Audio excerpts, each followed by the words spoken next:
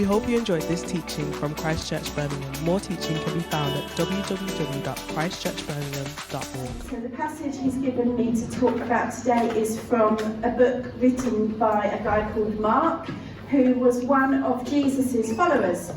And we're going to have a look at this passage, and we're going to have a read through the story and see what we can learn from it. I want to do a small disclaimer that I don't stand up here with all the answers. Actually, looking at this passage gave me more questions than answers. But I'm going to share with you my thoughts and my questions and hope that God will speak to us through it. I also want to give you a little warning that this passage does have some violence in it, and there is injustice, and it can make quite uncomfortable reading and telling. So if anybody feels uncomfortable at any point, just step out for a breath of fresh air. I know that other people will come with you and put an arm around you if you need it. There's no judgment here, and we're all for you, but I wanted to just let people know before I do it. So Dave's going to be my slide extraordinaire, and I'm going to do the whole politician next slide please thing to him. So that's not my slide. I think that might be from last week. Last week. Yeah, that was last week. I mean, maybe God wants me to say something else. Who knows?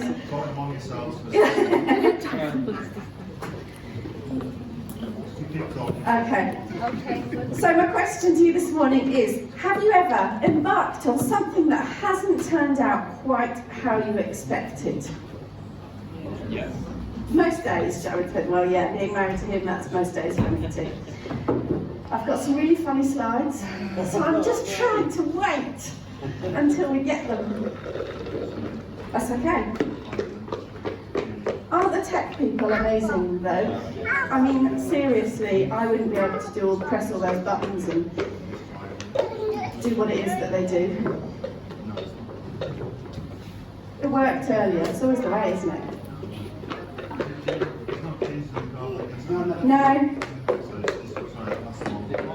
Mark 14. See, I've got my glasses like this now.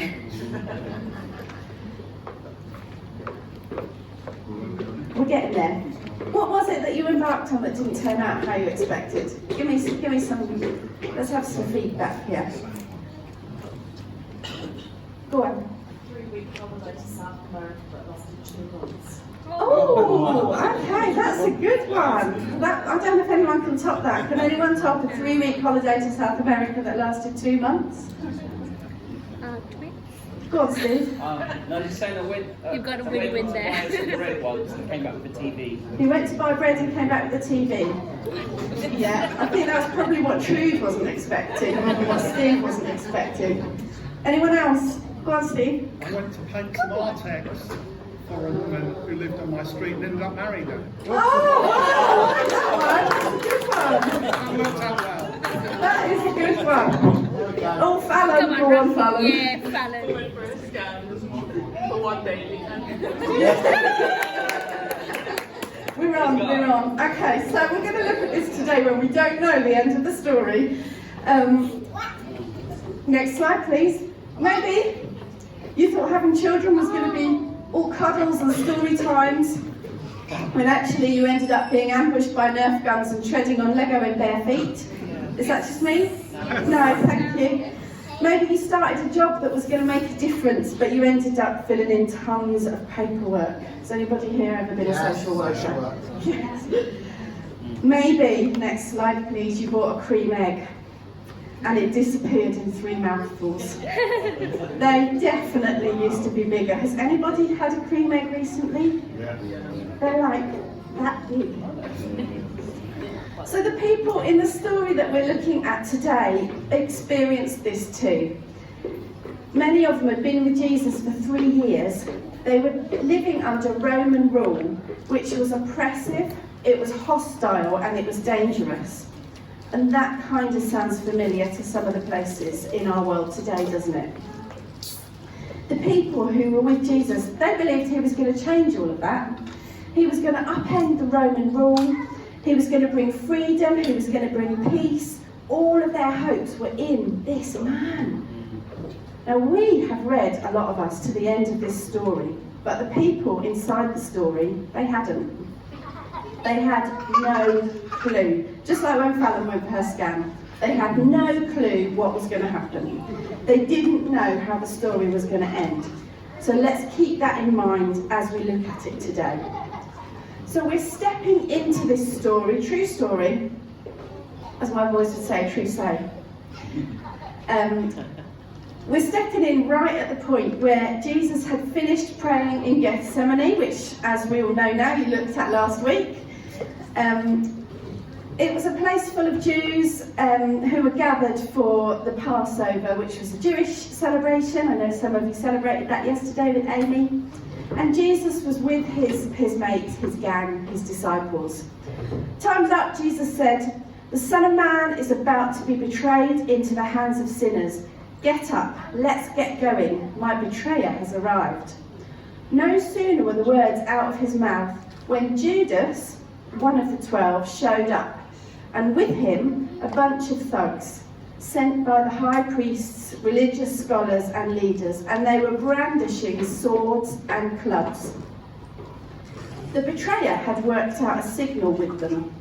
"The one I kiss, that's the one. Seize him and make sure he doesn't get away." Now Gethsemane was pretty crowded, and at that point there was no TV, there was no internet. Jesus wasn't an Instagram influencer, so people generally didn't know what he looked like unless they'd seen him face to face. So Judas had to point him out. Jesus already knew this, of course. Judas was the holder of the money. Next slide, please. I must remember to do that. Judas was a holder of the money for the disciples. It was a trusted position. And Jesus put Judas in this position knowing he was going to betray him. I wonder how we feel about that. I wonder if it's uncomfortable for us to think of giving trusted jobs to people who we know might mess things up. I know in my house I'm not really allowed to load the dishwasher. Just saying. Or are we the people who mess things up, or might mess things up? And I wonder if we don't take the opportunities offered to us just in case we get things wrong. I don't bother loading the dishwasher anymore. But Jesus welcomed Judas anyway. Judas was part of the gang. Jesus knew what he was going to do, and he loved him anyway. So Judas went straight to Jesus and he said, "Rabbi." Rabbi means teacher. And he kissed him. That was the signal. So the others then grabbed him and roughed him up. And one of the men standing there unsheathed his sword, swung, and came down on the chief priest's servant, and he took off the man's ear. Now Mark, the man who wrote this book, he doesn't tell us who this sword-wielding fiend was. But we know from other books written by Jesus' friends that it was a man called Peter. Peter was the guy who walked on water. He was the man who vowed to follow Jesus unto death if needed. He was fiery, he was impulsive, and he carried a weapon. I wonder if we've ever noticed that before. One of Jesus' closest friends carried a weapon. And not at the beginning of his time with Jesus, but after he'd been with him for 3 years. Just another little thought, question. So have you ever heard of, you can put your hands up to this if you have, the fight, flight or freeze reaction to trauma or danger? Yes, you have. Oh, look, Dave's doing an amazing job. Can you just give him a little clap? I'm not even saying next slide, please. So when faced with danger, some of us will freeze like a rabbit in headlights. Some of us will escape as quick as we can. And some, like Peter in this story, will fight. In Peter's mind, this was all going wrong. Jesus wasn't meant to be arrested. He's meant to be beating the Romans and freeing everyone from their rule. Peter can't just stand by and let Jesus be arrested, so he whips out his sword and he chops off the man's ear, as you do. But who knows knows what Jesus did. Doesn't tell us in this story. Jesus just popped the man's ear back on again. Simple. And Jesus said to them, "What is this? Coming after me with swords and clubs as if I was a dangerous criminal? Day after day I've been sitting in the temple teaching, and you've never so much as lifted a hand against me. What you in fact have done is confirmed the prophetic writings." And all the disciples bailed on him. And here's the flight reaction. But what were they meant to do? They'd been with Jesus all this time, believing all he had said, hoping against hope that things would change for them. And then he goes and gets arrested. And it's not like being arrested in the UK. I had a little look on BBC Bite-Size History. There's no justice in Rome. Being arrested was violent. There were stonings, there were whippings, there was being thrown into rivers, there was being buried alive, and, as we know, being crucified. His disciples couldn't be caught up with Jesus, or they would be in danger too, so they fled.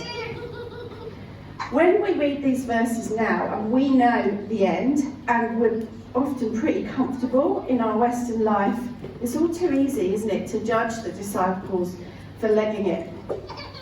But I wonder how many of us, when faced with the same situation and not knowing the ending, would have done the same.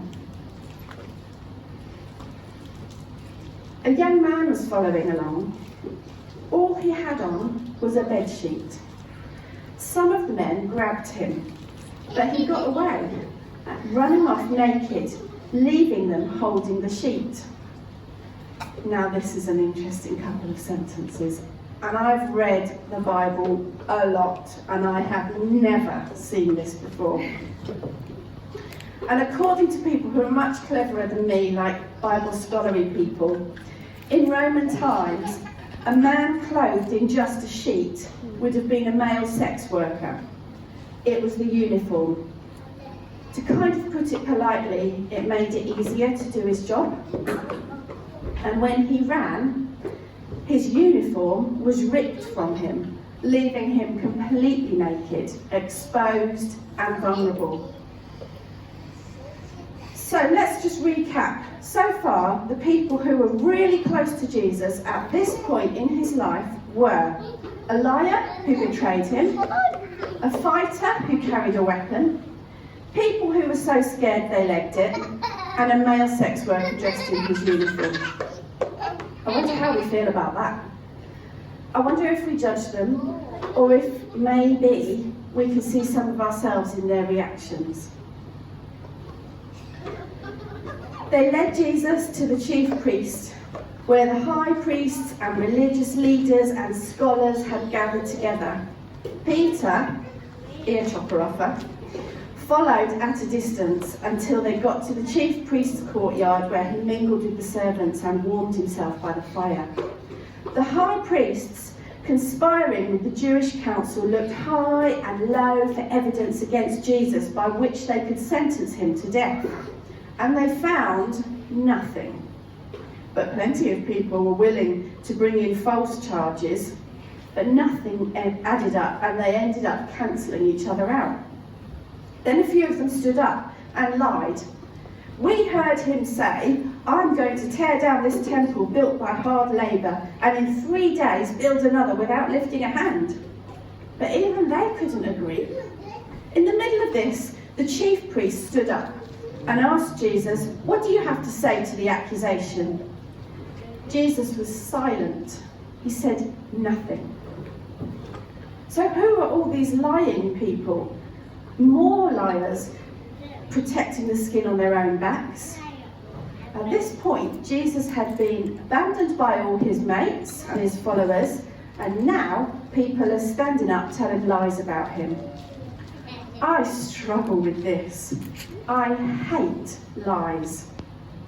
And I know, without a doubt, I would not have been able to stay silent. My sister will tell you I am too gobby.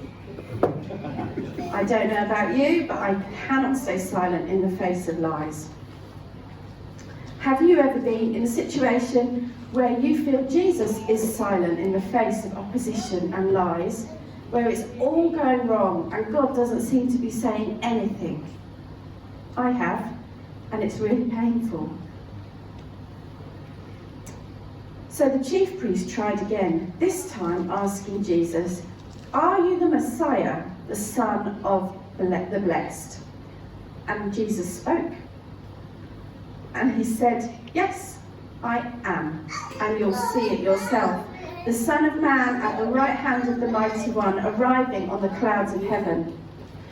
The chief priest lost his temper. Ripping his clothes, he yelled, "Did you hear that? After that, do we need witnesses? You heard the blasphemy. Are you going to stand for it?" And they condemned him, one and all. And the sentence? Death. Some of them started spitting at Jesus. They blindfolded his eyes and then they hit him, saying, "Who hit you? Prophesy." And the guards, punching and slapping, took him away. It's a hard read, isn't it? How are we doing? We okay?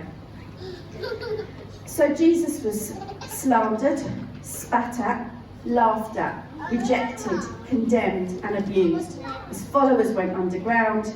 This wasn't how things were meant to be. It's not what they signed up for.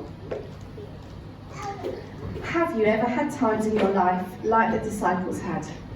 I know we had some jokes at the beginning about Steve, Murray and Jane and Fallon's scan and cream eggs. But on a more serious note, has life given you a curveball that you weren't expecting? I need you to know today that I'm not speaking here from a place of having it all together. I'm speaking right from the depths of disappointment.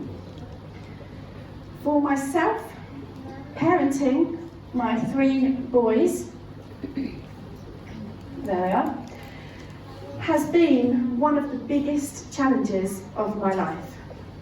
I saw my main role as a mum was to point my boys to Jesus in everything. I don't actually care what else I do with my life as long as my boys love Jesus. So we raised them to know him, we taught them to pray, we taught them to trust God, we taught them to read their Bibles and to hear from God, and they did. But right now, as young adults and teenagers, I don't know where they're at with their faith. They have made life decisions that I never would have wanted them to make. They have made choices that have broken my heart and caused me to weep. And wrestling with the disappointment of this has been incredibly painful. And I've found myself passing through all these different reactions. So I have fought, I've prayed loud prayers, I've hidden Bible verses under their mattresses. I've stomped around their bedrooms making declarations. I've pleaded with God. I've bargained with God. I've argued with my boys. Whew. I've betrayed Jesus with my trust.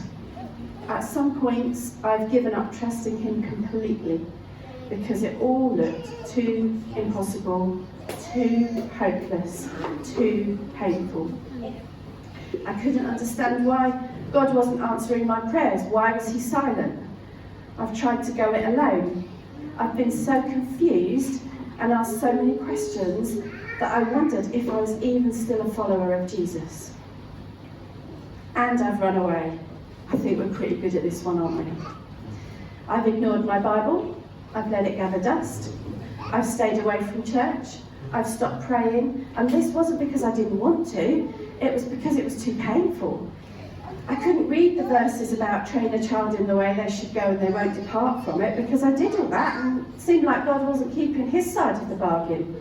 So to protect myself, I ran away, just like the disciples. I've felt naked and I've felt vulnerable, and sometimes running away has left me feeling exposed, and it's been terrifying. So, I'm not telling you this because I want to tell you a sob story. I'm just telling you this so that you can see that, like the followers of Jesus in this story, my life so far hasn't been what I signed up for, and I don't know the end and I don't have all the answers. And I'm hoping that some of you can relate to that feeling.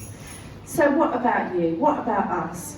What can this story teach us about dealing with disappointment? Jesus' followers were real people, as we've seen, with real lives and real messes. Anybody else fit into that category? Just me? Oh, good, thank you. So he doesn't need us to pretend. We don't need to put on the Sunday face. I grew up going to church and we always had to put on the Sunday face. Didn't matter if we were all arguing, in the car on the way there even. Once we got there, Sunday face goes on.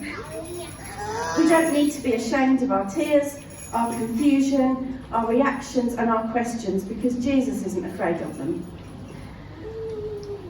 Oh, we can be real with him. Let's be real with Jesus. Let's be real with each other. Jesus trusted his Father. He knew his plan and will was perfect, and he knew the end of the story. I often don't know the answers to my questions and confusion, and I'm learning slowly to accept that and to live with unanswered questions and to live in that grey area. It's not black and white anymore. And I've learned to lament. Lament is, I was going to say it's a bit like moaning, but it isn't a bit like moaning, it's like being real. Here it is. This is what's going on for me, and it's rubbish. And I discovered a whole book in the Bible about lamenting, and it's called Lamentations. So that means that it's pretty biblical to lament. And in the book, we can move on, are these words. I remember my affliction and my wandering, the bitterness and the gall. I well remember them, and my soul is downcast within me. Yet this I call to mind, and I have hope. Because of the Lord's great love, we are not consumed, for his compassions never fail. They are new every morning. Great is your faithfulness. Thank you. Because of the Lord's great love, we are not consumed. In the Jesus Storybook Bible, I don't know if those of you with little ones have got that particular Bible, but it's a precious one and I loved reading it with mine. God's love is described as a never stopping, never giving up, unbreaking, always and forever love. I'm just going to read that again. God's love is a never stopping, never giving up, unbreaking, always and forever love. His love for us is what made him choose to go through this arrest, being beaten up, being silent in the midst of lies, being abused and mocked. So on my hardest days, and there are plenty of them, and I know that you guys have them too, I still have that little glimmer of hope. Sometimes the night is impenetrably dark, but the morning always comes. The morning always comes. And this is our hope in the middle of disappointment, unanswered questions and prayers. He is good. His love goes on forever. And the morning, just like it did for Jesus, the morning always comes. So, I'm not the kind of person who stands up and talks without us being able to apply this somehow. So, we've got a few questions. If you are an introvert, and I say from the front, can you get into groups, you're probably going to go to the toilet at this point, aren't you? I know I would. You've probably seen me. So, either you can get into 2s, 3s, or you can find a piece of paper and do this on your own. But I've got a couple of questions which Dave's got, amazing Dave has put on the screen. First question to talk about in our little groups or thinking about on our own. Do you relate to any of the people in today's story? Second question, how do you hold on to hope in the face of disappointment. When you have that discussion, you can pray for each other, because the morning always comes. So let's encourage each other. Yes, all of that happened to Jesus. Yes, he was arrested. Yes, he was crucified painfully. But the morning came, and the morning will come. So, you're probably going to have to move your chairs a little bit, maybe, to sit with somebody else and talk through a couple of those questions and then just pray for each other. Does that sound okay?